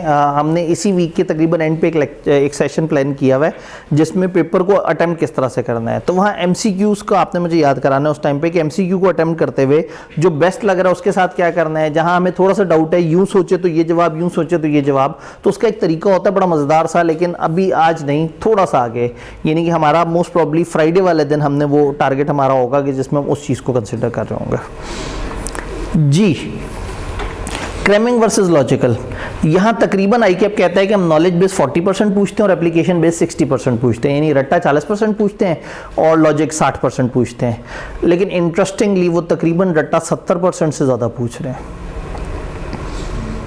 B-Law में तकरीबन ये वाली चीज़ फॉलो होती है, लेकिन C-Law में इस चीज़ को फॉलो नहीं कर पाते। तो C-Law में क्रैमिंग की वर्थ थोड़ी सी ज़रा ज़्यादा है, और पेपर में आप जब जाते हैं तो आपको औसतन 25 से 40 नंबर के दरमियान का सीधा रट्टे वाला नज़र आ जाता है थ्योरी में, और MCQs तकरीबन 7-8 नंबर के आपको क्रैमिंग वाले मिल जाते हैं। तो बहुत ही कम भी ICAP क्रैमिंग पूछे तो आधा पेपर क्रैमिंग होता है। अच्छा, जो लॉजिकल सवाल होते हैं उनकी भी 2 कैटेगरीज होती हैं। एक लॉजिकल सवाल होता है जो बड़ा लॉजिकल सा सवाल बनाते हैं और एंड पे आपसे रट्टे वाली बात पूछ रहे होते हैं। टाइप 2 अगेन, चूँकि यहाँ अभी तक उसकी डिस्कशन उस तरह से नहीं हुई है, यानी कि अगर हम देखें कि C-Law में सवाल किस तरह के आते हैं तो नॉर्मली हम कहते हैं कि यहाँ 3 तरह के सवाल आते हैं। एक होता है pure knowledge based. Pure knowledge based English का वर्ड है, हमारे इल्मी ज़बान में से कहते हैं रट्टे वाले सवाल, बल्कि ज़्यादा बात करें तो रट्टे वाले सवाल, ठीक है। तो ये रट्टे वाले सवाल we can say 30% to 40% pure Ratte वाले सवाल होते हैं, सिर्फ और सिर्फ उसमें रट्टा होता है। अच्छा, ये ओरिएंटेशन है और उसके आगे जितनी भी स्लाइड्स हैं, जब जो टॉपिक हमारा ख़त्म होगा तो ये आपको सॉफ्ट में शेयर हो जाएगी। आप जिस व्हाट्सएप ग्रुप में ऐड हुए होंगे उसमें 1 आध दिन के अंदर हम उसकी डिस्क्रिप्शन में गूगल ड्राइव का लिंक डाल देंगे।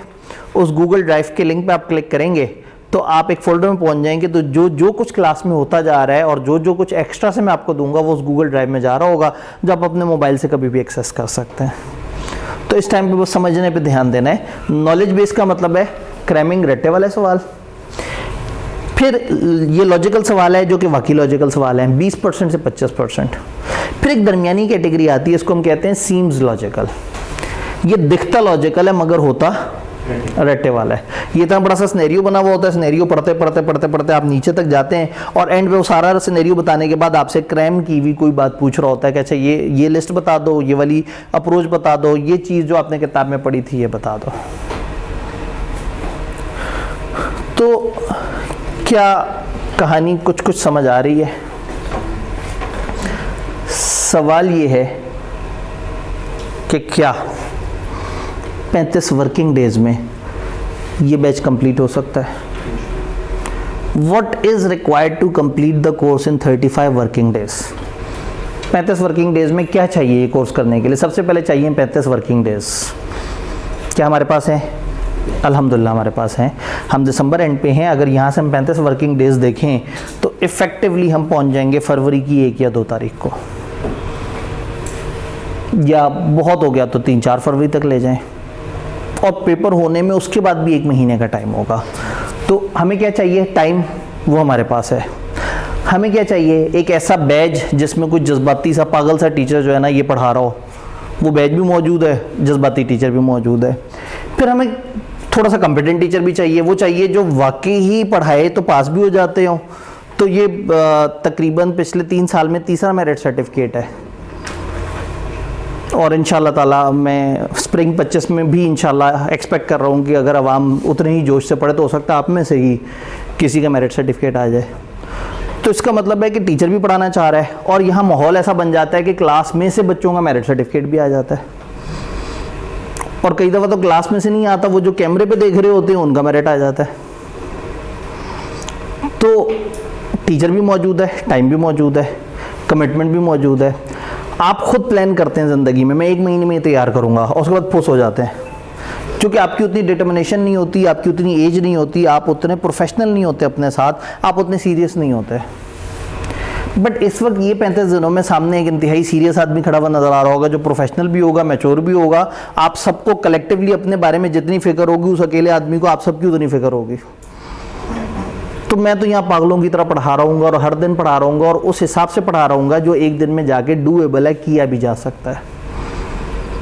सिर्फ आपने साथ देना है बस, बशर्ते सेहत ज़िंदगी। अगर हमारा एक प्लान है तो हमारी पूरी कोशिश होती है कि हम उसको फॉलो करें बड़े अच्छे तरीके से। लेकिन अगेन वही वाली बात है कि कहते हुए डर लगता है कि कोई अचानक से कोई मिसहैप हो जाए, कोई हादसा हो जाए। लेकिन पूरी कोशिश ये होती है कि अगर एक क्लास चल रही है, एक कमिटमेंट है, तो वो कमिटमेंट प्रॉपर तरीके से हो। मैं अक्सर ये कोट करता हूँ कि 17 साल हो गए हैं, अभी 2 दिन बाद 18 साल हो जाएंगे पढ़ाते हुए, वो ईयर अगला वाला शुरू हो जाएगा ना। तो 17 साल में 17 भी अनइन्फॉर्म्ड अचानक से की गई छुट्टियाँ नहीं हैं कि आप एक दिन पढ़ने आए और पता लगे नहीं आज तो अचानक से सर ने ऑफ कर लिया है। तो हमारी तरफ से आपको इंशाल्लाह कमिटमेंट भरपूर मिलेगी, बस आपकी तरफ से भी ज़रा एक अच्छी कमिटमेंट चाहिए। तो ये सब कुछ तो हो गया, कॉलेज है, माहौल है, क्लास है, टाइम है, एक पैटर्न है, हर दिन की एक रूटीन है, ये हमारी तरफ से है। अब आपकी तरफ से क्या चाहिए? डिटर्मिनेशन, डेली साथ साथ चलना है, चीज़ों को राइटिंग में लेके आना है, हर दिन रेगुलरली अटेंड करना है। आपसे क्या चाहिए अभी मैं इसमें थोड़ा सा आगे जाके उसको भी लिस्ट डाउन करूँगा। और वो वाली आग जो इस वक्त दिल में है ना वो जगाए रखनी है। और अगर आपको लग रहा है वो आग ठंडी हो गई, आपने सेशन में नवंबर दिसंबर के शुरू में आपने सोचा था कि मैं सी लॉ फास्ट ट्रैक में पढ़ूँ, अगर आपको लगता है कि नहीं वो आपको लग रहा था ओवर डूइंग है, तो आप अभी भी इस कोर्स में से माइनस हो सकते हैं। अगर कहीं भी आपको लग रहा है कि आपका ये फैसला गलत है, लेकिन अगर आपका फैसला गलत है तो फिर क्या करना है? फिर पीछे पड़ जाना है सिलेबस के। तो क्या ये 35 दिन में हो सकता है? मेरी साइड से हो सकता है, आपकी साइड से आपने जवाब देना है, मुझे नहीं पता। अगर आप अभी भी सोच रहे हो कि नहीं अभी मैं ज़रा थोड़ा सा जब मूड होगा तब पढ़ूंगा या पढ़ूंगी, तो ये इतना टाइम अब हमारे पास नहीं है। इंटरेस्टिंग बात है कि महीना इसको टाइम देने के बाद भी आपके पास इतना टाइम होगा कि आप बाकी सब्जेक्ट्स को भी रीज़नेबल टाइम दे सकें।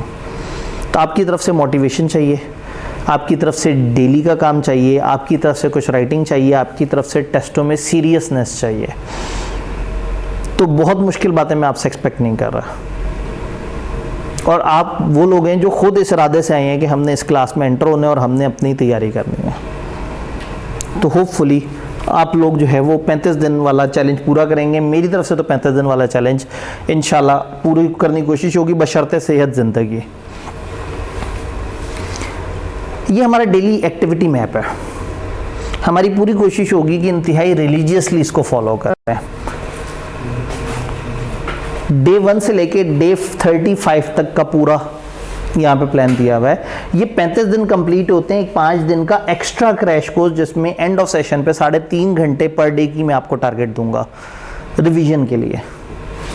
लेकिन इफेक्टिवली अगर हम क्लासेस की बात करें तो 31 जनवरी हमारा लास्ट पढ़ाई का दिन है प्रॉपर। ये सामने एक मैप बना हुआ है, हर 5 दिन के बाद एक टेस्ट सजा हुआ है, हर 5 दिन के बाद टेस्ट सजा हुआ है। असल में चैप्टर 1 से स्टार्ट करते हैं तो फिर मज़ा नहीं आता, टेस्ट में सिर्फ एक ही चैप्टर होता है, जबकि आप अगर इधर देखें तो इधर ज़्यादा चैप्टर्स हैं। तो किया ये कि जो सेकेंड वीक है उसमें 4 दिन पढ़ाई करने के बाद एक ब्लैंक डे है, खाली दिन है, विच इज़ रिवीजन डे, और उसके बाद जो टेस्ट है उसमें वहाँ से लेके यहाँ तक जितना पढ़ा हुआ है वो इकट्ठा आ जाएगा। यानी पहली दफ़ा आपकी प्रैक्टिस होगी एक चैप्टर की, तो आपको थोड़ा डूएबल होगा। फिर उसके बाद जब आपको पहली दफ़ा 3 चैप्टर्स का इकट्ठे टेस्ट होगा तो आपके पास यहाँ एक दिन को ऑफ आ जाएगा। इन 35 दिनों में ये वाहिद दिन है जो पढ़ाई का दिन नहीं है, ये रिवीजन का दिन है। ये जब ऑफ हो जाएगा तो उसके बाद आप यहाँ पे 3 चैप्टर इकट्ठे दे देंगे, तो अब आपका एक पैटर्न बन जाएगा। उसके बाद फिर आपके 3 चैप्टर्स के ही टेस्ट हुआ करेंगे।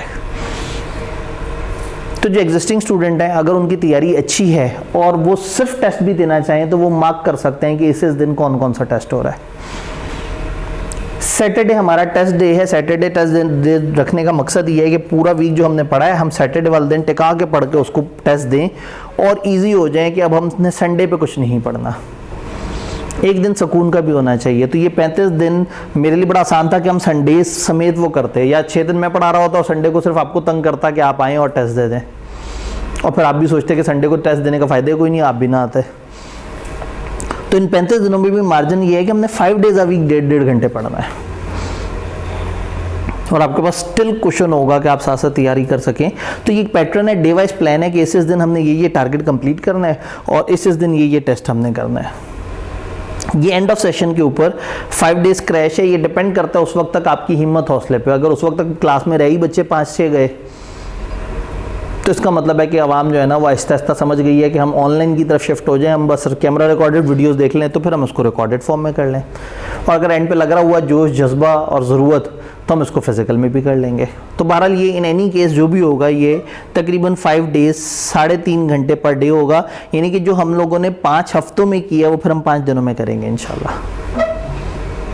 एंड देन ये एक्टिविटी ख़त्म होती है, सामने बेचारी स्क्रीन नहीं दिखा सकी। 18 फरवरी को ट्यूसडे को फाइनल मॉक पूरी किताब का, और मॉक के एंड पे मॉक की पूरी डिस्कशन कि इसको कैसे करना था, क्या था इसमें, क्या क्या चीज़ें थी, और जो एंड ऑफ सेशन की एक्टिविटीज़ हैं।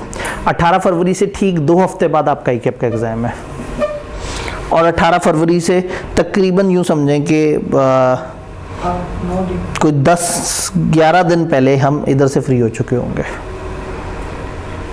और ये भी रिवीजन है, वरना तो आप फ्री हो चुके होंगे 31 जनवरी 1 फेब से। तो तकरीबन इसके 2.5 हफ्ते बाद ये वाली एक्टिविटी आएगी।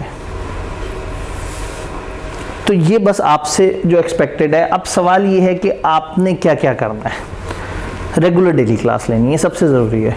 गौर से देखें, फ़र्ज़ करें आप कहते हैं सर क्रैश तो बहुत आगे है, अगर हम गिने इसमें इफ़ेक्टिवली क्लास कितनी है। पहला तो वर्क उस तरह से है, अंडरस्टैंडिंग क्या है, सब्जेक्ट किस तरह से चलता है वगैरह वगैरह। अगर मैं देखूं तो प्रॉपर पढ़ाई वाला दिन 4 दिन ये, और इधर भी 1 दिन ऑफ है, 4 दिन ये, 8 दिन, 8 और 5 13 और 5 18 और 5 तो ये 35 में भी 23 प्योर पढ़ाई वाले दिन है। जिन 23 दिनों में मैं एक्सपेक्ट करता हूँ कि आप 1.5 घंटा क्लास लें और 1.5 घंटा घर जाके पढ़ें। इससे ज़्यादा आपसे एक्सपेक्टेशन नहीं है, और ये सिर्फ 23 दिन है। आप अपने पास एक चेकलिस्ट बना सकते हैं और हर दिन का टारगेट पूरा होने पे टिक लगा दें तो अच्छा लगेगा कि सामने 23 लाइन आइटम थे और मैंने एक एक करके टिक कर लिया। इसका सॉफ्ट कॉपी होगी, आप इसका प्रिंट निकाल लें और अपने पास दरवाजे पे लगा लें, अपनी दीवार पे लगा लें। अच्छा लगता है जब आप एक पूरे टारगेट को सामने लिखते हैं ना और एक एक करके उस पर टिक लगाते जाते हैं, तो एक कंप्लीशन वाली फीलिंग आती है, कंप्लीशमेंट वाली फीलिंग आती है कि मैं चीज़ों को साथ साथ कर रहा हूँ। तो ये हमारा पैटर्न है, और आपसे क्या एक्सपेक्टेड है, यही जो क्लासेस हैं डेली 35 नहीं, आप 23 दिन बस आपसे लगातार आना ख्वाहिश है। और ऐसा नहीं कि हम 7 दिन पढ़ें तो आप थक जाएंगे, परेशान हो जाएंगे। 5 दिन पढ़ाइए, 6ठे दिन टेस्ट है, 7वां दिन ऑफ है, ताकि आप फिर से फ्रेश हो जाएं, फिर वर्किंग वीक शुरू हो जाए। 5 दिन पढ़ाई, 6ठे दिन टेस्ट। यानी test is completion of that week कि हाँ ठीक है, मैंने ये पूरा हफ्ता तैयारी करके टेस्ट देके साइड पे कर दिया है, अब मैं आज़ाद हूँ। और संडे बिल्कुल भी पढ़ने का वाला दिन नहीं होता। ये एग्जिस्टिंग बच्चों को भी कह रहा हूँ और नए बच्चों को भी कह रहा हूँ। जो 7 दिन पढ़ता है बच्चा वो जहनी मरीज़ बन जाता है, अवजार हो जाता है। वो पढ़ रहा होता है, उसे पढ़ा नहीं जा रहा होता। क्योंकि उसने सांस नहीं लिया होता बीच में। You need to have a break. आपको अपने लिए टाइम चाहिए। आपको थोड़ा सा, अगर आप लाहौर रह रहे हैं तो हो सकता है आप घर वालों से मिलाएं, नहीं घर वालों से मिल सकते, दूर है घर, आप फ़ोन पे उनसे 1-2 घंटे बात कर सकते हैं। उस दिन दोस्तों के साथ चहलकदमी कर सकते हैं, कहीं जाके खाना खा सकते हैं, कोई शॉपिंग कर सकते हैं। मतलब a day off should be there for every CA student, चाहे पेपर में 3 हफ्ते ही क्यों ना रहते हो। पूरा हफ्ता बहुत इफेक्टिव हो जाता है अगर आपने हफ्ते में 1 दिन ऑफ किया हो। अंग्रेज़ों ने इतने काम करके, इतनी तरक्की करके, आहिस्ता आहिस्ता आगे बढ़ते बढ़ते उन्हें समझ आ गया कि हफ्ते में 2 दिन ऑफ देने होते हैं, लेकिन फिर वो 5 दिन टिका के काम करते हैं। तो अगर आप वाकई 6 दिन बहुत अच्छा पढ़ें तो यू डिज़र्व कि आपका 1 दिन वाकई सुकून वाला होना चाहिए। तो इस स्केड्यूल में मैंने संडे बीच में नहीं ऐड किया। मुझे बड़ा गुनाह लगता है कि संडे वाले दिन लोगों को कहा जाए कि आप पढ़ें। तो असूलन Sunday should be an off day. Even इस फास्ट ट्रैक में जिसमें इतने कम टाइम में हमने सिलेबस करना है, इसमें भी संडे ऑन नहीं करना। आपकी PRC से आदत बनी होती है, कुछ और चीज़ें होती हैं, वहाँ पे क्रैश कोर्सेज ज़रा थोड़े से फास्ट होते हैं तो इस तरह से बन गया होता है, लेकिन संडे एटलीस्ट ऑफ होना चाहिए। तो रेगुलर डेली क्लास लें, क्योंकि अब हमने 5 दिन a week proper regular class करनी है। 6ठे दिन टेस्ट की एक्टिविटी है। एक रजिस्टर मेंटेन करें इन राइटिंग। एक रजिस्टर, हर दिन हमने जो पढ़ा है, मैं आपको यहाँ पे स्लाइड दिखा दूंगा कि हमने ये पढ़ा है। आपके पास वो सॉफ्ट में भी शेयर हुआ होगा, आप उसे यूज़ कर सकेंगे। और ऐसे में क्लास में वो स्टूडेंट्स जो नए आए हैं, इस दफ़ा सीलो के अंदर मेरी ख्वाहिश ये थी, क्योंकि ये अब फेयरवेल अटैम्प्ट है, और मेरी बड़ी शदीद ख्वाहिश है कि जो सीलो में आए वो फिर उसके बाद दोबारा सीलो की शक्ल ना देखे, वो पेपर पास कर ले। तो इधर अगर आप लोगों ने बुक अभी तक नहीं ख़रीदी तो आपने TA रूम जाके उनसे कहना है कि जी सर ने कहा था कि मुझे किताब मिल जाएगी, वो आपको एक किताब दे देंगे। बस अगर TAs को भी बताओ, TAs हमारे दरमियान मौजूद नहीं है, आप उन्हें बता देंगे, ठीक है, कि उन्होंने अपने पास कुछ किताबें सरप्लस रखनी है। और लेकिन वही वाली बात है, आप क्लास में एनरोल हुए हैं, पता लगे कि ये वीडियो देख के जो है ना, यूट्यूब पे वीडियो चल रही है तो कोई ऐसी आ जाए कि वो सर ने कहा था कि हमें किताब चाहिए, तो इस तरह से करके, तो बजाय इसके कि आप सोचें कि नहीं अभी 1.25 महीने के लिए क्या किताब लेनी, चलो सॉफ्ट में सर ने नोट्स दिए हुए हैं तो डंडी ना मारें, आप जाके फिजिकल किताब ले सकते हैं। वो कॉलेज की तरफ से आपको गिफ्ट होगा। नॉर्मली प्री रिजल्ट में हम लोग किताबें देते हैं, उसके बाद किसी भी उसमें बैच में नहीं होती, बट कमती लॉ में इस दफ़ा मैंने थोड़ी सी एक्सेप्शन क्रिएट की है। हमने पोस्ट रिजल्ट में भी ऐसा किया, और यहाँ पर भी मेरी ख्वाहिश है कि आप लोगों को किताबें हमारी तरफ से मिल जाएँ, उनके लिए जिनके पास किताब नहीं है। अगर है तो फिर खामखा लेने की ज़रूरत नहीं है, चची के रख ली, छोटे भाई के काम आएगा, वो जब CA में आएगा तो इसने आगे वैसे ही सिलेबस ने चेंज हो जाना है। तो एक रजिस्टर इन राइटिंग में आप क्या करेंगे, मेरी किताब सामने रखेंगे, जो हमने उस दिन पढ़ा है वो देखेंगे हमने क्या पढ़ा था, और उसके पास अपने नीट एंड क्लीन करके अपने पास लिखना शुरू कर देंगे। ये बात समझ आ रही है? कहाँ है इतना टाइम आपके पास? कहाँ से निकालेंगे लिखने वाला टाइम? आप जब घर जाके किताब खोलेंगे ना, और जो हमने क्लास में पढ़ा है वही चीज़ हूबहू वहाँ नज़र आएगी, तो 5 मिनट में तो आप दोहरा लेंगे, क्योंकि हमने एक दिन में कोई 5-7 सफ़े थोड़ी पढ़ जाने हैं। तब बहुत बड़ा लोड उठाएंगे, किसी दिन तो 2.5 सफ़े या 3 सफ़े। और ये भी मैं बहुत बड़ी बात बता रहा हूँ, किसी दिन ऐसा होगा। तो अगर हमने 2.5-3 सफ़े पढ़े हैं और आपने घर जाके सफ़े सामने रखे और उसको लिखा अपने पास रजिस्टर में, तो ये जो 1.5 घंटा मैं बता रहा हूँ, ये बेसिकली इसको इनकॉर्पोरेट करके 1.5 घंटा बता रहा हूँ। आपने रट्टा नहीं मारना हर दिन। लोग क्या करते हैं, डेली ही रट्टा मार रहे होते हैं, डेली ही लिख रहे होते हैं, टाइम ज़्यादा लगता है, फिर उन्हें लगता है कि वो शायद दूसरे सब्जेक्ट के लिए टाइम नहीं निकाल पा रहे। मैं नहीं चाहता कि आप सीलो के साथ ऐसा करें कि आप बाजार होके से छोड़ दें। हर दिन क्लास पढ़ी और घर जाके रजिस्टर सामने रखा, वो किताब सामने रखी और रजिस्टर पर बस नीट एंड क्लीन करके उतार लिया, बस। ज़्यादा से ज़्यादा लिखने के बाद एक दफ़ा अपना लिखा हुआ पढ़ लेना है। ये टोटल एक्टिविटी 1.5 घंटे की है। फिर आपने क्या करना है, फ्राइडे वाला लेक्चर जब आपने घर जाके इसी तरह से रजिस्टर पे उतारा, तो सैटरडे की, अगर आप सुबह जल्दी उठने वाले हैं तो सैटरडे की सुबह से लेके जो टेस्ट वाला टाइम है, दिस इज़ द टाइम जब आपने बहुत अच्छा रिवाइज करना है। अब अपना रजिस्टर उठाना है और अपने रजिस्टर से दोहराना है, बार बार दोहराना है। तो पूरे हफ्ते में रट्टा मारने के लिए 1 दिन है, दोहराने के लिए 1 दिन है, लिखने के लिए हैं 5 दिन। और अगर आप रात जागने वाले बच्चे हैं तो ठीक है, फ्राइडे का काम ख़त्म करके आपने फ्राइडे और सैटरडे की जो दरमियानी शब है आपने उसमें याद कर लेना है, ताकि सैटरडे को जब आप आएँ तो आपको चीज़ें आती हों। हर दिन अगर रट्टा मारेंगे तो हर दिन मुश्किल में रहेंगे। टाइम नहीं मैनेज होगा। हर दिन लिखना है सिर्फ एक दिन, तो हो सकता है आप सैटरडे का half of the day allocate कर दें सिर्फ सी लॉ को। सैटरडे वाले दिन बाकी सब्जेक्ट्स के ऊपर एक्टिविटी करें second half of the day में, चूंकि उस दिन आपने अब सी लॉ का तो कुछ नहीं करना होगा और संडे भी ऑफ है। तो अगर सैटरडे हाफ आप दे दें सी लॉ को और बाकी 5 दिन सिर्फ 1.5 घंटा दे दें, तो इंतहाई मज़ेदारी की बात है कि 2-3 फरवरी को हम सारी चीज़ों से फ्री हो चुके होंगे। आपका रजिस्टर बन चुका होगा, आपने याद कर लिया होगा। देन ये वीकली टेस्टिंग आपने ज़रूर देनी है। एंड इम्पॉर्टेंट बात है, आपको फोकस की ज़रूरत है और हार्ड वर्क की ज़रूरत है। ये 2 चीज़ें होंगी तो बात बनेगी, अदरवाइज़ बात नहीं बनेगी। अब यहाँ से आगे बढ़ने से पहले आज का हमारा टारगेट अगर आप देखें, intro to syllabus and introduction to companies का इंट्रोडक्शन भी देखना है हमने, और स्टिल हमारे पास एक रीजनेबल टाइम है। तो उस इंट्रोडक्शन देने से पहले अगर आप लोगों का कोई सवाल है, कोई कन्फ्यूजन है, कोई परेशानी है, तो वो आप पूछ सकते हैं, चाहे आप एग्जिस्टिंग स्टूडेंट हो चाहे आप न्यू स्टूडेंट हो। कोई सवाल, कोई परेशानी, कोई कन्फ्यूजन।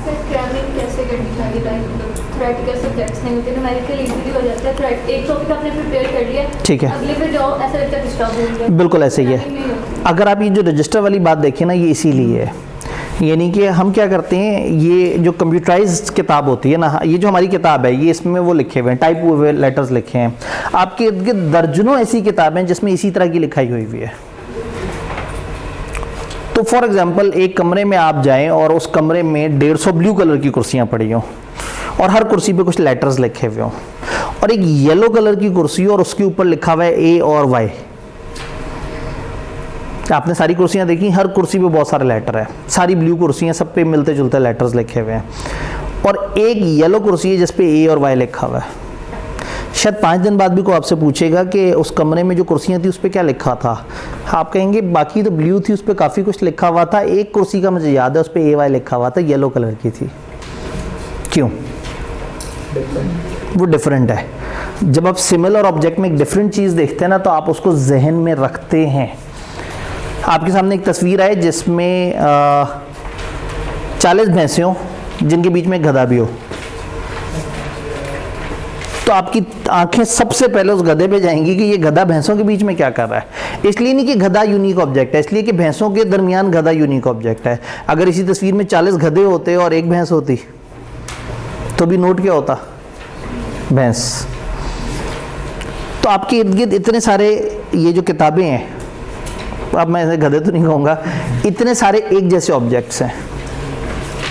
जो किताब उठाएं एक जैसी, मतलब हर किताब की सेम लिखाई होती है, ना फॉन्ट बदला होता है, एक ही तरह के फॉन्ट होते हैं ज़्यादातर किताबों के, आप वो सब देख रहे हैं। और उसके बीच में आपने एक ऐसा रजिस्टर देखा जिसमें अपने हाथ की लिखी हुई कोई चीज़ नज़र आई। किसने ज़्यादा जहन में इमेज बनाना है? जो हाथ की लिखी हुई चीज़ है, ये यूनिक है, ये आपके दिमाग में अलग खाने में स्टोर होगी, बाकी सारा कचरा एक तरफ चला गया और ये एक अलग खाने में।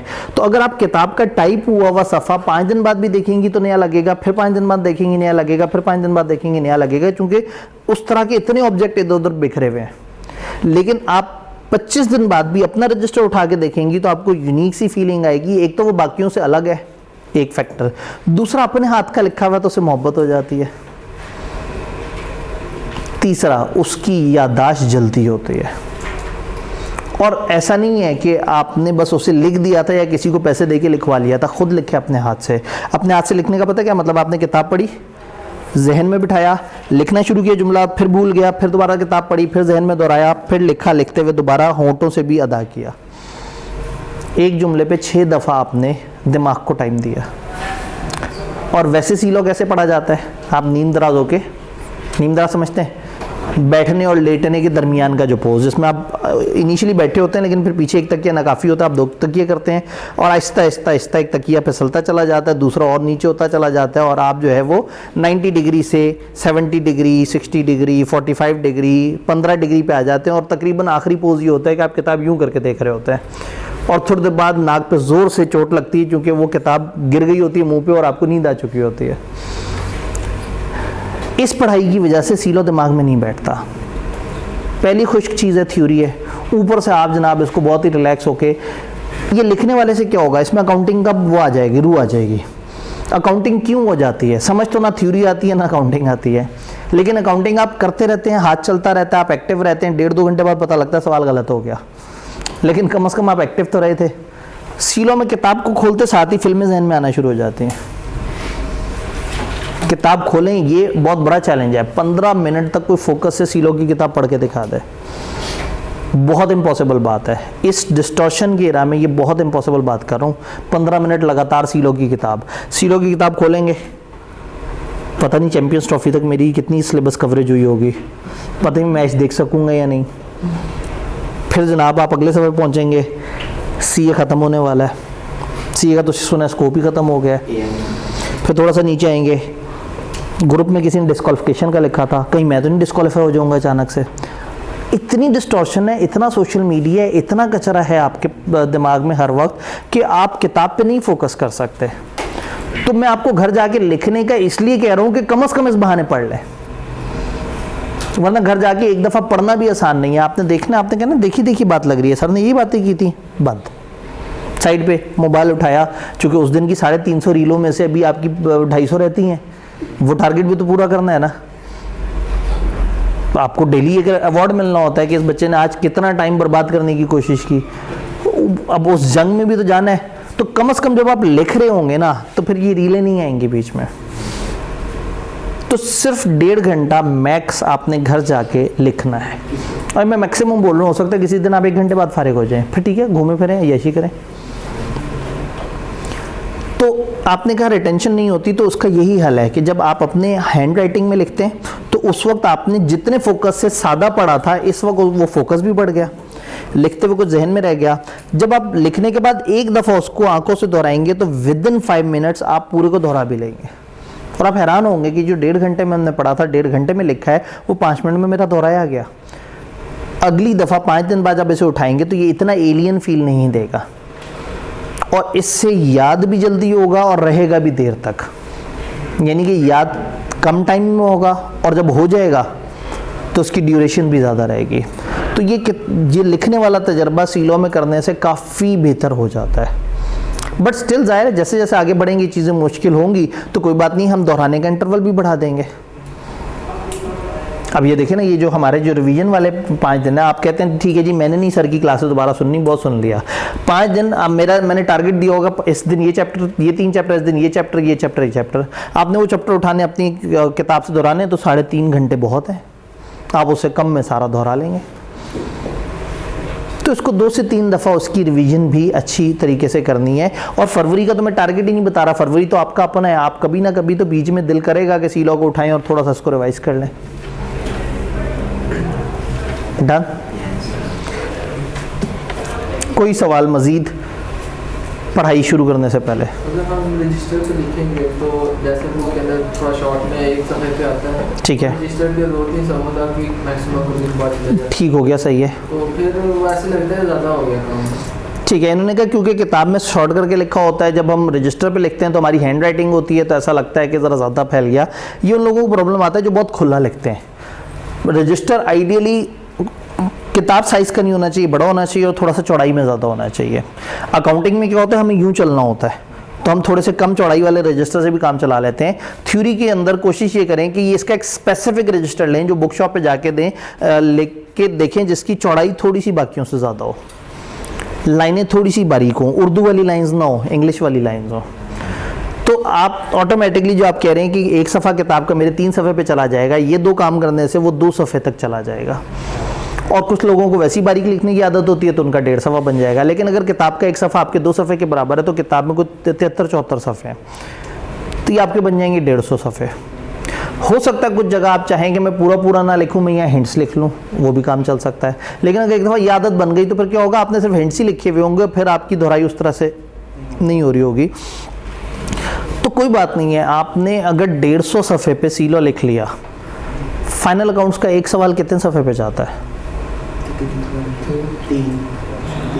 3 सफ़े में ख़त्म हो जाता है फाइनल अकाउंट का सवाल। 2 सफ़े पे तो सिर्फ फाइनेंशियल पोजीशन और कम्प्रिहेंसिव इनकम ही आती है, एक सफ़े पे सारे डिस्क्लोजर डाल देते हैं आप लोग। तो खुदा का खौफ करें, 5-6 सफ़े पे जा रहा होता है। चलो आप कहते नहीं मैं सर बहुत इफेक्टिव हूँ, मैं 5 सफ़े में ख़त्म कर लेता हूँ, 6-7 तक नहीं जाता। फाइनल काउंट के कितने सवाल करते हैं आप अक्सर प्रैक्टिस के लिए? पेपर वाले दिन तक टीचर के साथ 5-6 करते हैं, होमवर्क के तौर पे 3-4 करते हैं, पास पेपर की प्रैक्टिस के वक्त करते हैं, छुट्टियों में रिवीजन के वक्त करते हैं। 20 सवाल करते हैं आप औसतन, और एक सवाल 5 सफ़े खा रहा है, तो 100 सफ़े तो आपने FR2 की एक टॉपिक की राइटिंग पे लगाए हैं। तो कोई बात नहीं, अगर ये बेचारा 150 सफ़े ले रहा है तो इसका हक है, लेकिन वो फील आएगी कि हाँ भाई ये ज़रा ज़्यादा बड़ा हो गया। एक पतला रजिस्टर जिसमें हो ही कोई 70 से 80 वर्के, जिसके आगे पीछे करके आपने लिखना है, तो उस रजिस्टर को उठा के अच्छी सी फीलिंग आएगी, किताब से बेहतर फीलिंग आएगी। इस किताब में पास पेपर्स भी हैं, सोल्यूशन भी है, बाकी सब कुछ भी है। आपका रजिस्टर इस किताब से कम मोटा होगा। तो साइकोलॉजिकल अगर फील लेनी है तो ज़ाहिर है फिर आप राइटिंग थोड़ी सी छोटी लिख लें, लेकिन अपने नेचुरल स्टाइल को मत चेंज करें। रजिस्टर अगर ज़्यादा बड़ा बन रहा है तो कोई मसला नहीं, बस ज़रा थोड़ा सा ऐसा रजिस्टर लें जो डेडिकेटेड हो सीलो के लिए, और जिसकी चौड़ाई ज़्यादा हो, और जिसके अंदर जो वो हैं लाइंस हैं वो उर्दू वाली ना हो, इंग्लिश वाली हो, जो कि पेपर में भी आपने छोटी लाइंस के बीच में लिखना है। तो ये करके देखें तो वो ऑटोमेटिकली रजिस्टर थोड़ा छोटा हो जाएगा। आई स्ट्रांगली बिलीव विद औसत राइटिंग स्टाइल ये 125 सफ़ों की कहानी है जो मैक्सिमम इस तरह से। समटाइम क्या होता है, आप एंड पे ना आके आवाज़ार हो जाते हैं, कहते हैं यार आखिरी चैप्टर रह गया, चलो ये सिलेक्टेड लिख लूँगा। अगर उस वक्त भी आप हिम्मत कर लें और पूरा लिख लें तो बहुत अच्छी बात है जी। पढ़ाई स्टार्ट होने से पहले का कोई सवाल? स्केड्यूल समझ आया? ये स्केड्यूल हम अलग से भी ग्रुप में शेयर कर देंगे, और ये स्लाइड्स भी आपसे शेयर हो जाएंगी। थोड़ी सी पढ़ाई को शुरू करने की कोशिश करते हैं। पहला दिन है, ज़्यादा तकलीफ़ नहीं देनी, लेकिन इतनी तो तकलीफ़ दी जा सकती है जिससे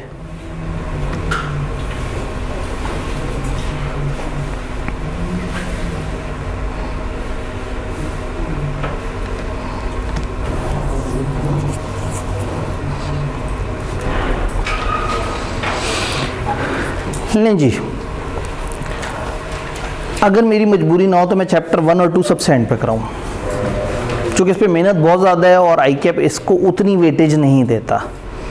जबकि इस पे अब आप ये देखेंगे तो पहले हमारे तकरीबन 2 वीक्स का मेजॉरिटी पोर्शन 1 और 2 पे लग जाएगा, लेकिन 1 और 2 की बेस बनी होती है तो फिर अगले चैप्टर हमारे लिए इजी हो जाते हैं। अगर वो बेस ना बनी हो तो अगले चैप्टर में हम हर वक्त ये पूछते रह जाते हैं कि ये आर्टिकल्स किसे कहते हैं, ये स्पेशल रेजोल्यूशन क्या भला है। तो ये चूँकि बेस वाले चैप्टर्स हैं तो ये टाइम ज़्यादा लेते हैं, लेकिन ये इफ़ेक्टिवली उतना बड़ी कवरेज नहीं कराते जितने आगे वाले चैप्टर्स कराते हैं। तो मजबूरन हमें इसको स्टार्ट करना पड़ता है। कंपनी और इनकॉर्पोरेशन का इंट्रोडक्शन, कंपनी किसे कहते हैं, क्या होता है, कैसे काम करती है। तो टिपिकली जब कम टाइम में समझाना होता है तो मेरे पास एक डायग्राम होती है जो कि किसी ज़माने में किसी ऑनलाइन क्लास में बैठ के जो है वो उस पर एक स्लाइड पे बनाई हुई थी। 5 लोगों ने मिलकर ये डिसाइड किया कि हम एक कंपनी स्टार्ट करेंगे। उन 5 लोगों ने 2 मिलियन से कंपनी स्टार्ट करनी थी, 20 लाख रुपए से उन्होंने कंपनी स्टार्ट करनी थी। तो उन लोगों ने सोचा कि हम लोग पैसे जोड़ते हैं और हम कंपनी बनाते हैं। क्या सिर्फ पैसे जोड़ के कंपनी बनेगी? क्या मेंबर बनने के लिए सिर्फ पैसे चाहिए? जवाब अनफॉर्चुनेटली है हाँ। पार्टनरशिप में ऐसा होता था, एक सर्विस प्रोवाइडर होता था, एक पैसा लेके आता था, दोनों मिलके एक कारोबार शुरू कर लेते थे। कंपनी में ऐसा नहीं होता, कंपनी में पैसे वाले ही शेयर होल्डर होते हैं। कंपनी अगर शेयर्स रखती है तो कंपनी का मालिक बनने के लिए आपको शेयर्स खरीदने पड़ते हैं। तो इन सब ने क्या सोचा, 20 लाख से काम शुरू होना है, तो किसी ने 5 लाख, किसी ने 3 लाख, किसी ने 10 लाख, किसी ने 80,000, किसी ने 1,20,000 कंट्रीब्यूट किए और 20 लाख उठा के जोड़े और उन्होंने कंपनी के समझे बॉक्स में डाल दिए। जहाँ पे हमने कंपनी स्टार्ट करनी है तो फर्स्ट करें इस बॉक्स में हम सारे पैसे इकट्ठे कर दें। लो जी, हमारी कंपनी के इस डब्बे के अंदर हमारे पास आ गए हैं 20 लाख रुपए। इस 20 लाख की फर्दर तकसीम डिफाइन करने के लिए वो क्या करते हैं, वो कहते हैं कि ये 20 लाख हमारा टोटल कैपिटल है और इसको हम आपस में हिस्सों में डिवाइड कर लेते हैं ताकि हमारे लिए कैलकुलेशन आसान हो। तो अक्सर एक टिपिकल कैलकुलेशन ये होती है कि 10 रुपए का एक हिस्सा काउंट किया जाता है। अगर एक कंपनी में 20 लाख रुपए शेयर कैपिटल है और 10 रुपए का एक शेयर है तो 20 लाख रुपए कितने शेयर्स के बराबर होंगे? 2 लाख शेयर्स। सब लोगों ने जो अपना अपना हिस्सा डाला, इन्होंने कहा भाई तुमने 5 लाख दिए हैं, फर्ज करो तुमने 50,000 इस कंपनी के हिस्से ले लिए हैं, तुमने 30,000 हिस्से ले लिए हैं, तुमने 1 लाख हिस्से ले लिए हैं तुमने, 8,000 हिस्से लिए हैं तुमने। इसका मतलब है तुम इस कंपनी के 25% मालिक हो, तुम इस कंपनी के 15% मालिक हो, तुम इस कंपनी के 50% मालिक हो, तुम 4% मालिक हो, तुम ये परसेंटेज कैसे निकाली होगी? 8,000 डिवाइडेड बाय 2 लाख टोटल हिस्से हैं और इसने कितने लिए हुए? 8,000 हिस्से। तो ये बन गए कंपनी के इनिशियल मेंबर्स। इन्होंने क्या किया? 10 रुपए ईच के हिसाब से आपस में डिवीजन कर ली। अब इन 5 लोगों ने मिलकर सोचा कि हम कंपनी बनाएंगे, तो एक बॉक्स में पैसे इकट्ठे कर दिए और उसके बाद उस बॉक्स को देखते रहे कि ये बॉक्स अभी कुछ करना शुरू करेगा। बॉक्स ने क्या कुछ करना है? इस बॉक्स को आपने नाम तो कंपनी का दे दिया, लेकिन ये बॉक्स खुद थोड़ी चलेगा। कुछ इंसान चाहिए जो इस बॉक्स में से पैसे निकालेंगे, कारोबार करेंगे और जो उधर से नफा आएगा वो दोबारा इस बॉक्स में डाल देंगे। तो अब इनको ये बॉक्स यानी कि कंपनी चलाने के लिए कुछ लोग चाहिए।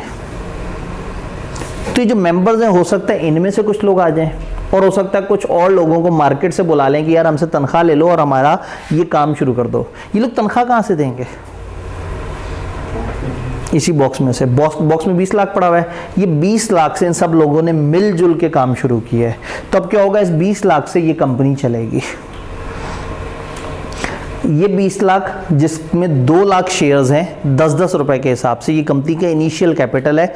और सादा बिजनेस में कैपिटल कहते हैं उस अमाउंट को जो ओनर शुरू में बिजनेस में लेके आया। कंपनियों में उसको कहते हैं शेयर कैपिटल, क्योंकि डिफरेंट लोगों का हिस्सा होता है उसमें। काम शुरू किया और कुछ लोगों को कहा कि जी आप डायरेक्टर बन के आ जाएं, आप हमारे एम्प्लॉय बन जाएं। हो सकता है इन 5 में से मिस्टर बी, मिस्टर डी ये कहें कि ठीक है जी मैं काम करूंगा, मैं इस कंपनी को चलाऊंगा। तो बी को हमने कहा कि हाँ ठीक है, तुम ज़रा ज़्यादा मेहनत कर रहे हो, और डी ने थोड़ा सा कम मेहनत की। इनकी तनख्वाहें फिक्स कर दी 20,000 पर मंथ और 15,000 पर मंथ। तो इसका मतलब 5 लोगों ने मिलकर कंपनी बनाई है। वो सारे हिस्सेदार हैं, लेकिन उनमें से 2 लोग काम भी कर रहे हैं, बी और। इसका मतलब ए घर बैठा हुआ है, सी घर बैठा हुआ है, ई घर बैठा हुआ है। इसने शुरू में डब्बे में पैसे डाले और अब घर जाके सुकून से बैठ गए हैं। अब ये रिलैक्स हैं, इजी हैं, अब इन्हें कोई दिक्कत नहीं है। और मेहनत कौन कर रहा है? तो बी और डी जो मेहनत कर रहे हैं उसका इजाफी भी उन्हें कुछ मिल रहा है, उनको सैलरीज मिल रही है। हुआ ये कि बी और डी ने मेहनत की, अपने नीचे कुछ एम्प्लॉयज़ वगैरह को रखा और कंपनी का निज़ाम इस 20 लाख रुपए से चलाना शुरू किया। चलाते चलाते चलाते इन्होंने जब सारा काम किया तो कंपनी को 7 लाख रुपए का प्रॉफिट हो गया। 20 लाख रुपया एक बिजनेस में लगाया और पूरे साल उस बिजनेस में जान मारी, तो उस बिजनेस से सारे खर्चे निकाल के कितना प्रॉफिट हो गया? 7 लाख। अभी तक अपने पैसे माइनस नहीं किए थे इन्होंने। तो फिर क्या हुआ? ये 20,000 ले रहा है महीने के और ये 15,000। टोटल कितने? 35,000 मल्टीप्लाई 12, 4,20,000। तो इस 7 लाख में से 4,20,000 माइनस किए तो 2,80,000 प्योर प्रॉफिट बच गया।